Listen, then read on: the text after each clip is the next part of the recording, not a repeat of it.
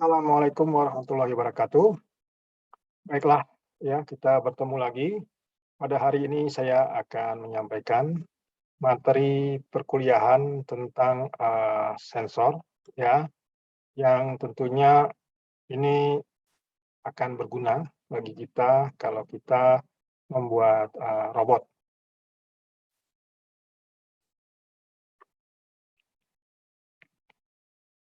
Jadi sistematika perkuliahan hari ini adalah kita akan belajar tentang konsep dasar sensor, kategori sensor, lalu elektronika untuk sensor, lalu sensor robot yang sering digunakan, dan rangkaian pengkondisian sinyal untuk sensor.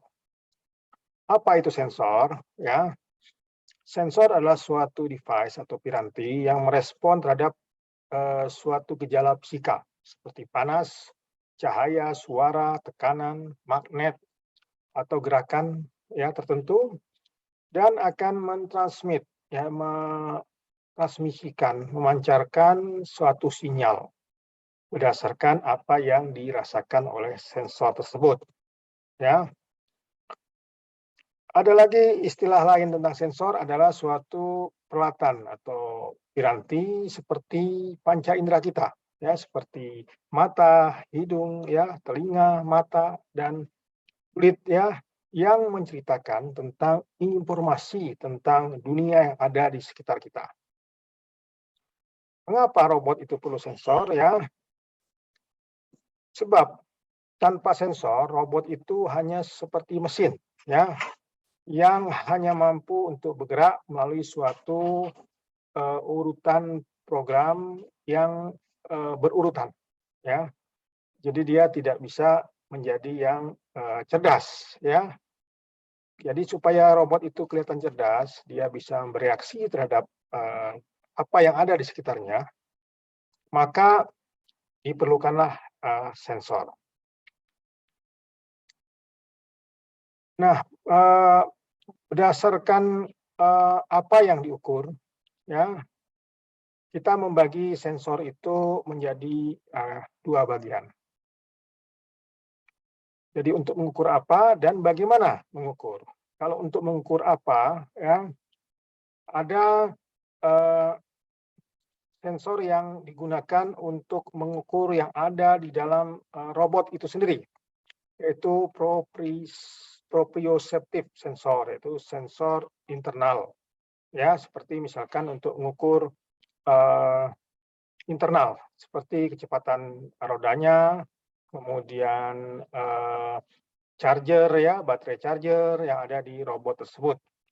Lalu ada lagi sensor yang ekteroceptif, yaitu sensor yang bisa mengukur lingkungan yang ada di luar robot tersebut. Nah, ini seperti mengukur jarak, mengukur intensitas cahaya, mengukur suara dan sebagainya. Sedangkan untuk bagaimana cara mengukurnya, ya, sensor terbagi menjadi dua macam, yaitu pasif sensor, di mana energi datang dari lingkungannya. Jadi tanpa energi dari lingkungan, sensor tersebut tidak akan bisa bekerja. Kemudian yang kedua adalah aktif sensor, yaitu sensor bisa mengemisikan ya energinya dari diri sendiri. Jadi dia memang memiliki sifat yang bisa memancarkan sinyal walaupun tanpa energi dari luar. Dan ini merupakan yang disebut dengan sensor aktif. Jadi energinya dari dalam, ya. Kelebihannya performanya lebih baik, ya, tapi dia dipengaruhi oleh kondisi lingkungan. Nah, sensor itu ya dia mengukur dari lingkungan yang adanya, kemudian akan diproses ya. Kemudian berdasarkan informasi yang didapatkan ya, dia akan memberikan sinyal yang simpel atau yang kompleks ya. Contoh sensor yang simpel adalah misalkan hanya memberikan informasi 1 atau 0, ya, atau on atau off, itu seperti sensor switch. Kemudian kompleks adalah seperti misalkan kamera, ya, terdiri dari 512 kali 512 piksel. Lalu mata manusia itu memiliki lebih dari 100 juta elemen fotosintetik, ya. Nah, seperti yang disampaikan tadi, ya, kita juga bisa melihat apa saja, ya, yang disebut dengan sensor pasif dan sensor aktif, ya. Jadi sensor pasif tadi seperti disampaikan, dia yang mengukur sifat-sifat fisika dari lingkungan dan ini memerlukan energi, ya. Lalu sensor aktif dia bisa menghasilkan energi, ya, dari dirinya sendiri walaupun tanpa power supply dari luar. Sensor aktif ini seperti misalkan termokouple, ya. Dia bisa menghasilkan sinyal sendiri, ya. Jadi kalau ada perubahan suhu dia langsung akan menghasilkan sinyal suhunya, ya. Kemudian dari kompleksitasnya, semakin kompleks sensor tersebut, maka akan semakin sulit kita perlu membuat sinyal untuk memprosesnya. Nah, untuk aktif dan pasif sensor itu akan menentukan bagaimana mekanisme sinyal tersebut kita olah, ya. Oke, untuk melihat bagaimana mekanisme sensor, ya, kita bisa melihat dari rangkaian ini, ya. Pertama kita melihat kalau misalkan kita punya tahanan, ya, 47 kilo ohm kita hubungkan dengan tegangan 5 volt, ya. Kita punya rumus V sama dengan I kali R, ya. Jadi kalau arus tegangan 5 volt sama dengan 47 kilo kali I. Jadi dari situ kita bisa tahu nilai I-nya. Sekarang kalau dua tahanan kita buat, ya, seperti ini, maka P-in sama dengan I dikali R1 tambah R2, ya, sama, ya. Ini hukum ohms, ya. Kemudian kalau kita buat output antara R1 dan R2 yang disebut dengan Vout, ya, maka kita akan bisa dapatkan tegangan di Vout itu sama dengan tegangan di Vin dibagi, ya, dikali R2 dibagi semuanya dengan R1 tambah R2. Jadi dari sini kalau misalkan R2 itu sebagai suatu sensor, ya, maka perubahan yang terjadi di R2 itu akan menghasilkan sinyal yang juga tergantung kepada nilai R2. Jadi R2 bisa kita gantikan sensor, ya. Nah, beberapa sensor yang ada, ya, seperti misalkan switch. Switch ini bisa menghasilkan dia on atau off, ya, 1 atau 0.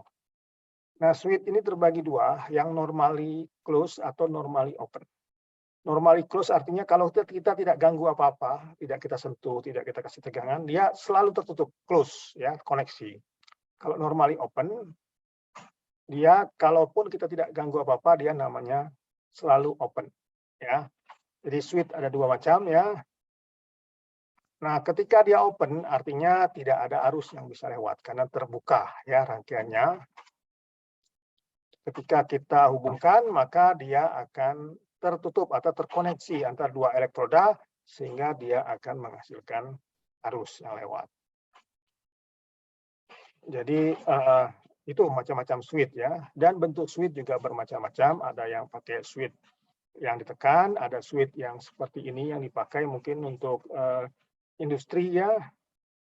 Juga ada switch yang sederhana, ya, yang hanya seperti saklar ataupun keyboard, ya. Nah, switch yang tekan, kalau kita tekan, maka dia akan on, terkoneksi. Tapi kalau kita lepas, dia akan off, ya. Nah, lalu ada juga switch yang switch tekan, ya, touch switch seperti ini, ya, yang normally open dan normally close. Jadi kalau normally open, ketika kita tekan, ya, maka sinyal yang diukur adalah kita dapatkan sinyal dari common. Jadi common itu akan terhubung ke normally close ya. Jadi kalau kita buka, maka yang terhubung adalah sinyal dari normally open yang terhubung ke C ya.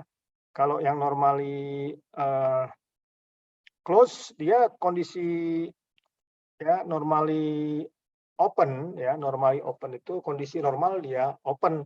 Ketika kita tekan, baru dia terhubung ya. Kalau normally close, dia kondisi normal adalah close. Kalau kita buka sensornya, dia akan open ya.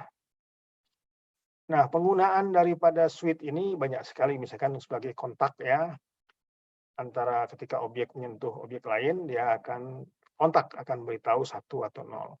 Lalu ada limit sensor ya, digunakan sebagai pembatas. Jadi kalau misalnya kita punya mesin sudah menyentuh dinding, nah dia akan menyentuh sensor itu dulu, dan dia akan memberitahu bahwa sudah mencapai batas sehingga bisa mematikan mesin. Kemudian sensor cahaya ya, sensor cahaya adalah seperti ini. Jadi kita tadi pakai rangkaian pembagi tegangan ya. Jadi phase sensor itu sama dengan tergantung kepada air photo ya. Jadi ada suatu sensor yang berubah nilai tahanannya kalau dia terkena cahaya. Jadi semakin banyak cahaya yang dikenakan, maka nilai tahanannya akan semakin kecil. Dari situ kita jadikan ini sebagai sensor cahaya ya. Jadi kalau misalkan dia tidak dia dikenakan cahaya, dia tegangannya 0 volt. Kalau kondisi gelap, dia tegangannya 5 volt ya. Dan ini bisa dipakai untuk mengukur misalkan intensitas cahaya, lalu perbedaan intensitas, kemudian kalau perubahan intensitas ya, ini biasa digunakan adalah pakai LDR. Nah, kalau kita gunakan dua macam LDR seperti ini, maka ketika dia sama ya, maka kita bisa dapatkan tegangannya adalah 2,5 volt ya. Tapi kalau air photo 2 lebih kecil daripada air photo 1, misalkan kita dapatkan lebih kecil daripada 2,5 volt. Kalau air photo 2 lebih besar daripada air photo 1, kita dapatkan lebih besar daripada 2,5 volt ya. Jadi dari situ kita bisa tahu yang mana sensor yang kena kiri atau kanan ya. Ya, jadi nah ini dia.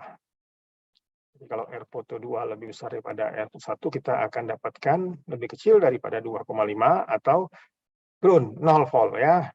Kemudian ada sensor lagi yaitu sensor fleksi ya. Sensor fleksi ini dia fleksibel. Jadi kalau kita tekuk, dia akan menghasilkan nilai tahanan yang berbeda-beda ya. Ini bisa dipakai untuk misalkan ketika untuk benda yang kita bengkokkan ya, bisa menggunakan sensor ini ya. Ada lagi sensor yang disebut dengan potensiometer ya, ini sebenarnya adalah tahanan variabel ya.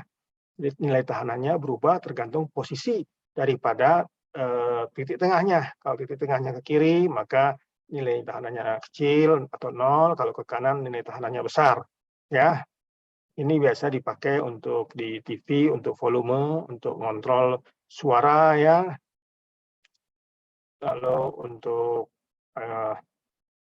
beberapa bagian yang ada di peralatan rumah kita itu menggunakan sensor potensiometer. Jadi sebenarnya isinya adalah suatu tahanan ya, tahanan yang bisa diputar-putar titik tengahnya. Ini menggunakan prinsip membagi tegangan. Jadi V out sama dengan jarak dari ground ke tengah ya, dibagi nilai R keseluruhan. Nah, itu adalah nilai posisi daripada di mana tap itu berada ya. Nah, ini dipakai juga untuk mengukur jarak misalkan ya. Jadi dengan menggunakan resistan yang berbentuk kertas atau metal wiper ya, maka bisa ditentukan posisinya di mana ya. Lalu yang disebut dengan aktif sensor yang bisa menghasilkan stimulus ya. misalkan untuk reflektan, beam ya, inframerah, ultrasound ya. Ini misalkan dia untuk reflektif ya. Jadi kalau ada cahaya, dia akan menghasilkan cahaya, kemudian pantulan dari cahaya akan diterima oleh fotodioda. Jadi kita bisa tahu apakah ada halangan atau tidak, ataukah di sana bendanya dekat atau jauh ya, dengan menggunakan proximity ya, berbasis cahaya ya. Jadi dia bisa menentukan ya, apakah dari hasil langsung ataukah dari pantulan ya. Nah, rangkaiannya seperti ini ya. Jadi kalau ada cahaya, maka akan membuka transistor Q1 sehingga output-nya jadi 0 ya. Atau kalau dia tidak ada cahaya, maka output-nya jadi tinggi ya. Nah, ini kita bisa pakai reflektan seperti ini ya. Ya. Dan ini reflektan ini tergantung bagaimana benda yang dipantulkan. Jadi kalau bendanya itu menyerap cahaya, tentu nilainya menjadi kecil ya outputnya. Tapi kalau dia mengkilat ya nilainya jadi besar. Jadi tergantung juga bentuk objeknya ya. Kemudian ada ya dia terpengaruh kepada lingkungan ya kalau kita menggunakan sensor cahaya. Jadi kalau lingkungannya itu terang sekali, tentu sensor tersebut harus kita tutup dengan selubung ya. Kalau tidak, dia akan menghasilkan kondisi bahwa tempat tersebut selalu terang ya. Ya. Nah, kemudian sensor yang kita gunakan itu perlu dikalibrasi ya, yaitu bagaimana apakah nilainya itu sesuai dengan yang kita ukur ya. Itu namanya prinsip kalibrasi ya. Nah, lalu ada lagi sensor proximity. Jadi kalau dia dekat objek, maka dia akan mendeteksi ada objek di sana. Sebenarnya sensor ini adalah menerima pantulan. Jadi dari LED ya, infrared memancarkan cahaya. Kemudian kalau dia dekat benda, maka cahaya infrared tersebut akan dipantulkan dan akan diterima oleh detektor sehingga dia bisa mengetahui ada objek di depannya atau tidak ya. Ini ada beberapa sensor yang bekerja berdasarkan cahaya langsung ya. Jadi dia kalau menerima cahaya dia akan mendeteksi 1, jika tidak ada cahaya dia 0 ya. Nah ini misalkan untuk pantul ya, memantulkan kalau dia kena dinding dia merasa oh ada benda maka dia akan mundur. Atau ini juga bisa untuk gerakan line follower ya. Kalau dia kena pita berarti tidak ada cahaya yang dipantulkan, maka dia 0, kalau kena maka 1 ya. Ada lagi shape encoder ya. Dia bisa ngukur kecepatan dan ngukur jarak ya. Jadi misalkan dari encoder yang diterima 0101 itu bisa tahu frekuensinya ya. Ya, seperti ini ya. Misalkan kita punya encoder dia bisa mengetahui adakah warna putih atau hitam ya. Dari situ kita bisa mengukur bagaimana kecepatan putar daripada putih dan hitam tadi ya. Kemudian bisa mengukur kecepatan daripada rodanya ya. Nah, misalkan dipakai di mouse ini ya, mouse zaman dulu ya.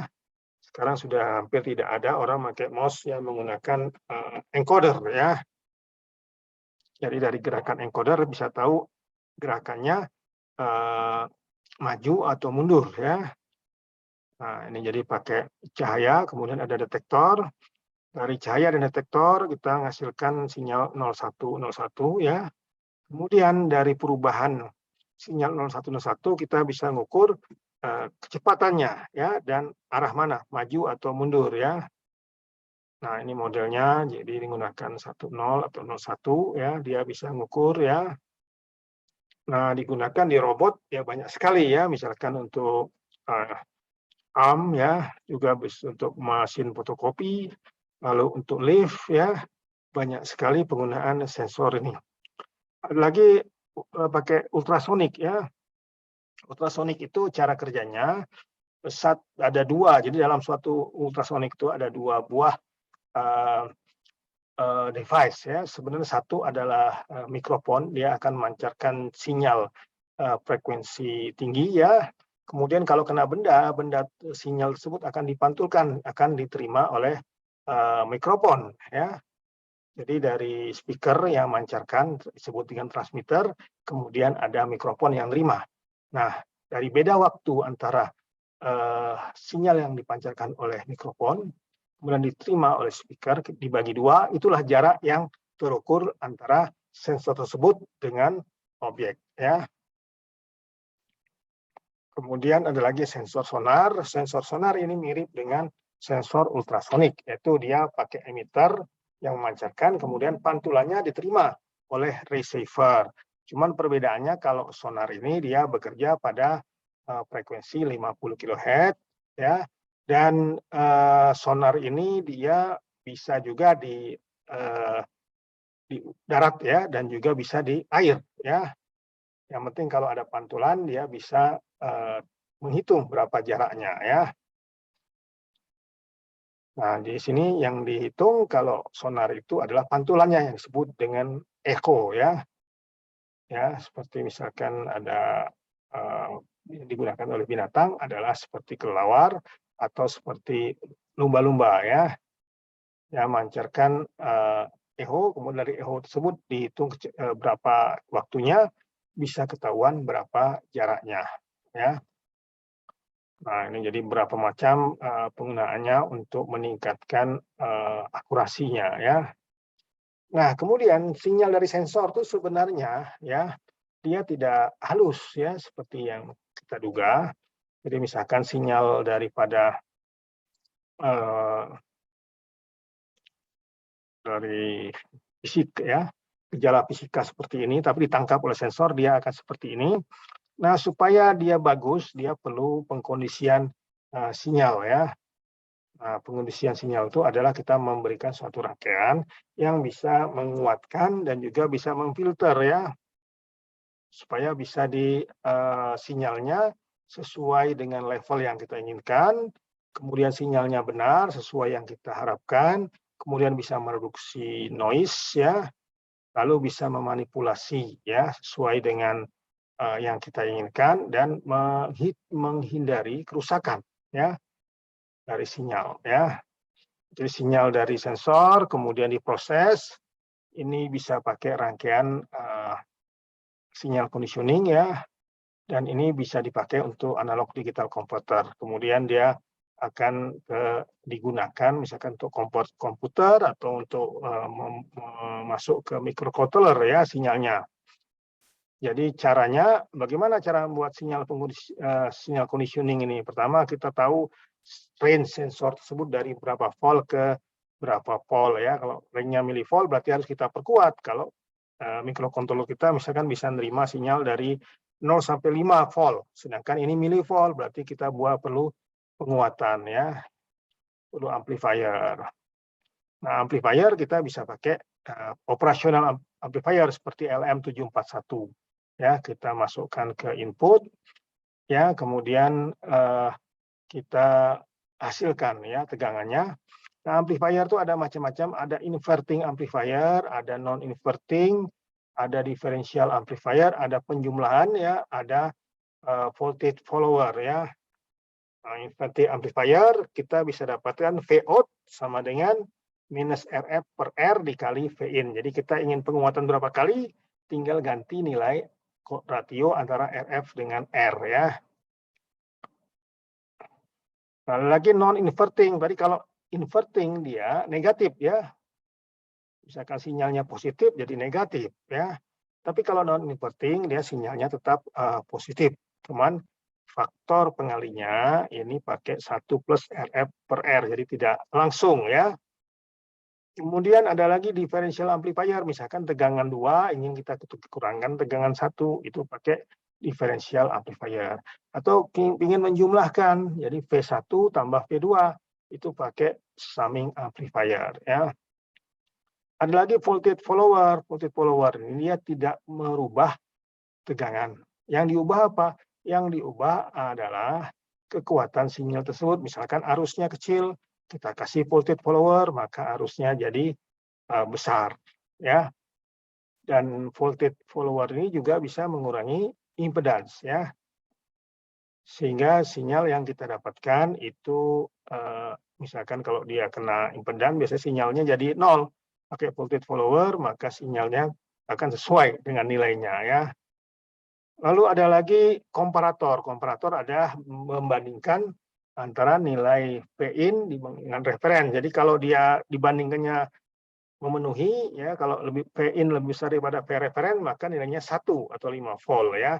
Kalau tidak, nilainya 0 atau negatif 5, ya, tergantung tegangan yang kita berikan ke op-amp. Kemudian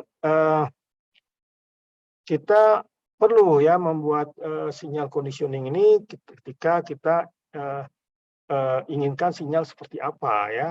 Misalkan kalau kita ingin sinyalnya sebagai perubahan tahanan, ya, kita harus membuat rangkaian untuk mengubah tahanan. Kalau misalkan merubah arus, kita harus juga bisa membuat perubahan arus, ya.